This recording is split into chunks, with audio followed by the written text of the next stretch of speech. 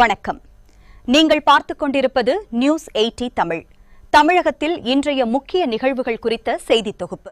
சென்னையை தலைமையிடமாக கொண்டு இயங்கி வரும் முன்னணி நுகர்வோர் தொழில்நுட்ப நிறுவனமான காங்கிருவன்ஸ் ஹோல்டிங்ஸ் தனது சேவைகளை தென்னிந்தியா முழுவதும் விரிவுபடுத்தும் மாபெரும் பயணத்தை தொடங்கியுள்ளது.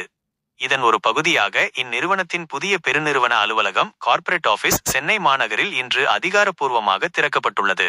தற்போது தமிழ்நாடு முழுவதும் 30 சில்லறை விற்பனை மற்றும் சேவை மையங்கள் மூலம் இயங்கி வரும் இந்நிறுவனம் மின்னணு சாதனங்களின் சில்லறை விற்பனை, பழுது நீக்கல் மற்றும் தரம் உயர்த்துதல் உள்ளிட்ட சேவைகளை வழங்கி வருகிறது.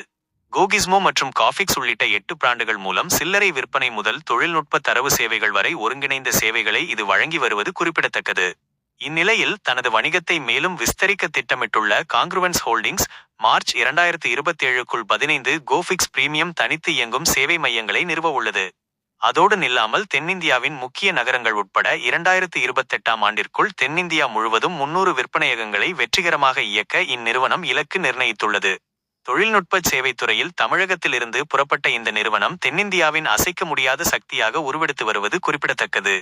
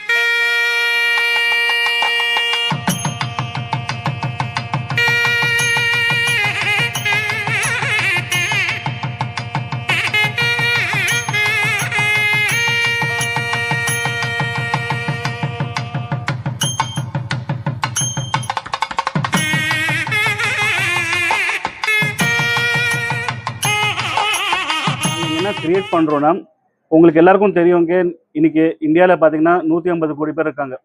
But smart phones are more then 100 crore smart phones users இருக்காங்க. பட் இப்போ நான் உங்களில் யாருக்கும் ஒரு கேள்வி கேட்டால், நீங்கள் எங்கே போய் மொபைல் வாங்குவீங்கன்னா நீங்கள் நிறைய பிராண்ட் சொல்ல முடியும். பட் நீங்கள் எங்கே போய் ரிப்பேர் பண்ணுவீங்கன்னா, இல்லை என்ன மாதிரி சர்வீஸ் எடுப்பீங்கன்னா உங்ககிட்ட எந்த பிராண்ட் ரீகால் எதுவுமே இல்லை. So Congruence is trying to capitalize that market where more then 100 crore smart phone users already இருக்காங்க. But they don't have a proper organized service network. So that's what we are developing. இன்னைக்கு நீங்கள் ஒரு phone வாங்கும் போது உங்களோட journey phone வாங்குறது முடியாது. Phone வாங்குறதுக்கு உங்களுக்கு ஆக்சசரிஸ் தேவை, உங்களுக்கு அடிஷ்னல் வாரண்டி தேவை, உங்களுக்கு எக்ஸ்ட்ரா சர்வீஸ் தேவை, உங்களுக்கு அது நாளைக்கு பைபேக் எக்ஸ்சேஞ்ச் அதுக்கு உங்களுக்கு சப்போர்ட் தேவை. ஸோ இன்னைக்கு நீங்கள் எங்கே போனாலும் உங்களுக்கு you are buying a phone of X brand, you are getting a warranty of Y brand, you are getting service of some other brand. So உங்களுக்கு ஒரு கஸ்டமர் எக்ஸ்பீரியன்ஸ் சுத்தமாக ஒரு எங்கேயுமே அது வர மாட்டுது. And it's a world wide problem. So what Congruence is trying to do is to build in house service brands. So எங்களோட own accessory brand இருக்குது கோபல்ஸ், எங்களோட own service brand which is Gofix, எங்களோட own warranty brand Go Care, எங்களோட own trading brand call எக்ஸ்சேஞ்சுக்காக Go Cashin brand.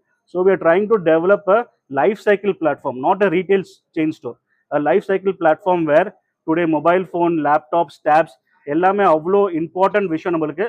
But we don't have a service infrastructure. இன்னைக்கு ஒரு இவி industry மேலே வருதுன்னா அதுக்கு ஏற்ற மாதிரி சர்வீஸ் சப்போர்ட் வருது, எல்லாமே வருது. பட் மொபைல் ஃபோன்ஸுக்கு, லேப்டாப், டேப்ஸுக்கு எங்கேயுமே ஒரு ஆர்கனைஸ்ட் சேனல் எதுவுமே இல்லை. So that's what we are doing here. And அந்த கனவோட தான் இறங்கியிருக்கோம். I have a 17 years industry experience.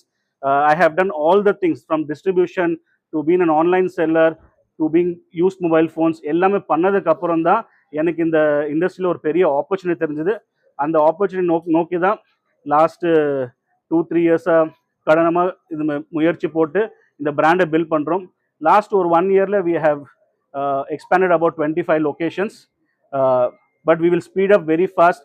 In the next 30 days we are adding 14 more locations, and by 2028 we plan to reach an ambitious target of 300 stores, and 2028 is where we plan to get listed in IPO also. So basically நம்ம நாட்டு மக்களுக்காக நம்ம நாட்டு இவ்வளோ வளர்ச்சிக்காக எல்லாரும் சொல்கிறாங்க இன்னைக்கு ஸ்மார்ட் ஃபோன்ஸ் கவர்மெண்ட் இன்சென்டிவ் கொண்டு வந்திருக்கு, மொபைல் ஆப்ரேட்டர்ஸ்க்கு நிறைய இன்சென்டிவ் கொடுத்துருக்கு, அவர் டேட்டா இஸ் வெரி சீப், எல்லாமே இருக்குது, எல்லாமே agreed. But no one is here in India solving a repair problem. So for our country, for our people, a brand which is built here, which is GoFix, we will take it worldwide. That's my promise to all the people of the country, that we will develop a brilliant service brand which we all will be proud of. So that's what we are doing here.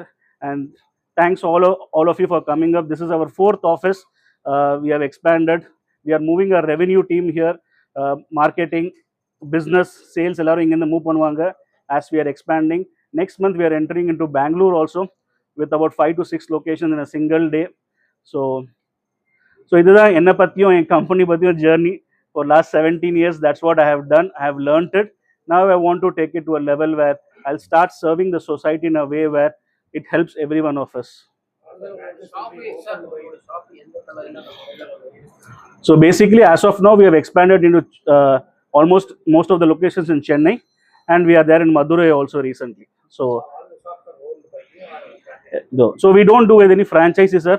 In a service business, it's a very operating heavy model, and customer experience is very, very important. The turnaround time, phone, mobile phone service, we need to give it back to you in 4 to 5 hours. So franchise, we don't see a scope in that, but I will say never rule out this thing. So as of now, for the next 3 years at least, we are focused on company-owned, company-operated model. So basically, 4 years before, like this is a good question, sir. எனக்கு எப்பவுமே தெரியும் the hero of this our company will be our repair. ஏன்னா இன்னைக்கு பார்த்தீங்கன்னா repair யாராலையும் solve பண்ண முடியுது. ஏன்னா இன்னைக்கு ஒரு கஸ்டமர் இன்னைக்கு வந்தாருன்னா காலையில் வரும்போது அவர் எந்த ஃபோன் வருவார், என்ன மாதிரி ரிப்பேர் வரும், அது எப்படி ஸ்பேர் பார்ட் அரேஞ்ச் பண்ணும், it's a very big challenge. So 4 years before I started working on that, it took me good 1 year to break that. So other once I break that, I've expanded aggressively. So basically I can say that இன்னைக்கு GoFix மாதிரி உங்ககிட்ட வேற எந்த Brando எந்த ரீகாலும் அந்த trust கொடுக்க முடியாது. So we have about 60% of conversion ratio and our repair ratio, and our Google ratings are 4.8. We have serviced more than 3 lakh devices as of now successfully. Do you give any guarantee? So yes, so obviously service means our assurance, our guarantee.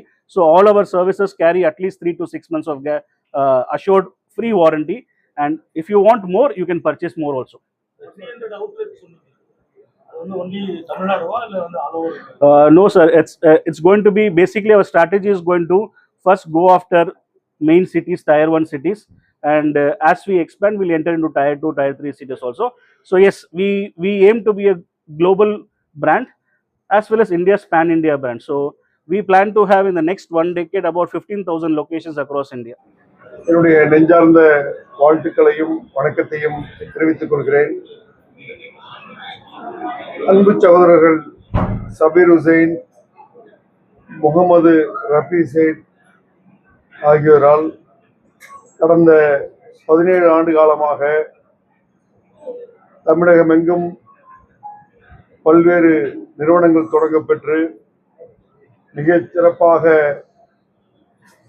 Mobile சேவை, அதனுடைய பேர் போன்ற பல்வேறு சேவைகளை தொடர்ச்சியாக செய்து வரும் அடிப்படையில் இதுவரை 3 கார்ப்பரேட் அலுவலகத்தை திறந்து முடித்திருக்கிறார்கள்.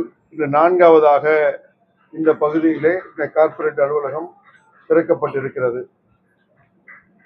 17 ஆண்டு காலமாக மிகச்சிறப்பான ஒரு சேவையை அவர்கள் வழங்கி வரக்கூடிய காரணத்தினால் மொபைல் ரிப்பேர் என்பது ஒரு கம்பெனினா அது 1 வருஷத்துக்கு தொடர்ந்து கேரண்டியோட முடிஞ்சிடும். அதுக்கு பிறகு அதனுடைய சேவை செய்யணும், அதுக்கான நிறுவனத்தை தேடி போனாலும் கிடைக்காது.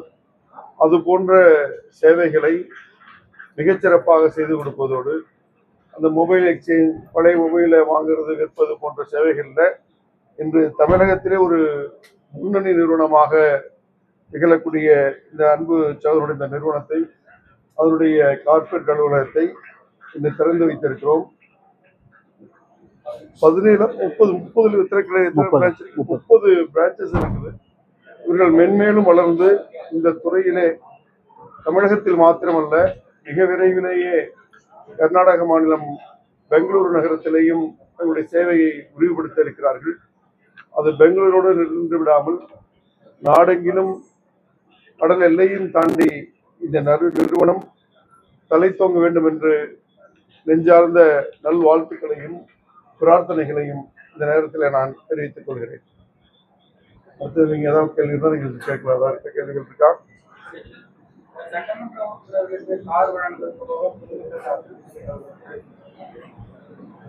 நீங்க சட்டமன்றத்தில் அது பத்தியான சர்ச்சைகள்லாம் பார்த்துருந்துருப்பீங்க. எதிர்கட்சி தலைவராக இருக்கக்கூடிய மாண்புமிகு உதயநிதி ஸ்டாலின் அவர்கள் சட்டசபையில் எழுந்து சட்டமன்ற அவருடைய உறுப்பினர்களுக்கு அந்த கார் வேண்டாம் என்றும் இதில் இருக்கக்கூடிய நிதிச்சூழலை அது வேண்டாம் என்று அவர்கள் பேசத் தொடங்கிய பிறகு அங்கும் இங்குமாக அந்த சர்ச்சைகள் சில நிமிடங்கள் தொடர்ந்து நான் எழுந்த ஒரு கருத்தை தெரிவித்தேன். ஒரு சில ஆட்சிகளுக்கு முன்பு நம்முடைய முன்னாள் முதலமைச்சர் டாக்டர் கலைஞருடைய ஆட்சி காலத்தில் தமிழ்நாட்டில் இருக்கக்கூடிய 300க்கும் அதிகமான யூனியன் சேர்மன்களுக்கு அந்த கார் வழங்கப்பட்டது. அன்னைக்கு தமிழ்நாட்டு நிதியுடைய கடந்த பல ஆண்டுகளாகவே நிதி சுமையோடு தான் இருந்துட்டு இருந்தாலும் அப்போ அது கொடுக்கப்பட்டிருக்கு. ஏன் அந்த கார் அப்போ வழங்கப்பட்டுச்சுன்னா கலைஞர் அவர்களால் அந்த இருக்கக்கூடிய மக்கள் பிரதிநிதிகள் அந்த சேவையை முழுமையாக செய்ய வேண்டும் என்ற அடிப்படையில் அந்த வாகனத்தை வழங்கினார். அது இந்த இருக்கக்கூடிய சூழ்நிலை புதிய சட்டமன்றத்திலே பல்வேறு உறுப்பினர்கள் மிகச்சாதாரண நிலையில, அதுவும் ஏழு நிலையில சொந்த வாகன வசதி கூட இல்லாத உறுப்பினர்கள் அதிகமாக இருக்கக்கூடிய அவையில, அதிலும் சட்டமன்ற உறுப்பினர் ஒரு விடுத்த கோரிக்கையின் அடிப்படையில மாண்புமிகு முதலமைச்சர் அவர்கள் அந்த உறுப்பினர்களுக்கு அந்த வாகன வசதியை ஏற்படுத்தி தருவதோடு அவர்களுக்கு ஒரு உதவியாளர் தொகுதிங்கிறது ஒரு பெரிய விஷயம். கிட்டத்தட்ட 100 கிராமங்கள் இருக்கும். பகுதியெல்லாம் சுற்றி வரணும்னா அவங்க சொந்த காரில் போகிறது, காரில் என்ன செய்வாங்க, அவருக்கு ஒரு காரு, ஒரு உதவியாளர், ஒரு டிரைவரு கொடுத்து அது பயன்படும். அது தேவையில்லைன்னு வேணாங்கிறவங்களுக்கு மீறி அரசியலில் நீங்கள் வாங்கிட்டு அவங்க கட்டாயப்படுத்த போகிறதில்ல. ஒரு அறிவிப்பறிவு கொடுத்துருக்காங்க. அது உள்ளபடியே நலன் பயக்கக்கூடியதுக்கு இந்த வசதி வாய்ப்பு இல்லாத வாகனம் இல்லாத அந்த சட்டமன்ற உறுப்பினர்களுக்கு அது நிச்சயமாக நலன் பயக்கும் என்பதுதான் இந்த கருத்தாக அங்கே பதிவு செய்தோம். அதனுடைய தொடர்ச்சியாக மாண்புமிகு முன்னாள் அமைச்சர் கே நேரு அவர்கள் கூட சொன்னாங்க, ஒப்பிட்டு பேசினாங்க. அது கிராம அலுவலர் அவருடைய படிகள் என்னன்னு தெரியுமா, அவருக்கு செக்கு சைன் போட வேண்டிய அதிகாரம் இருக்கு தெரியுமான்னா கேட்டாங்க. அது செக்கு சைன் போட அதிகாரம் இருக்குதா என்னங்கிறது கிடையாது. இது மக்கள் சேவை செய்யக்கூடிய ஒரு பணி. அந்த மக்கள் சேவையை அன்னைக்கு யூனியன் சேர்மன் எப்படி செய்தார்களோ அதை விட அதிகமான பகுதியில் சட்டமன்ற உறுப்பினர் செல்ல வேண்டிய காரணத்தினால அரசு அவருக்கு உதவி கொடுக்குது. அது நல்ல திட்டம், வரவேற்கக்கூடிய திட்டம் தான் சொல்றேன்.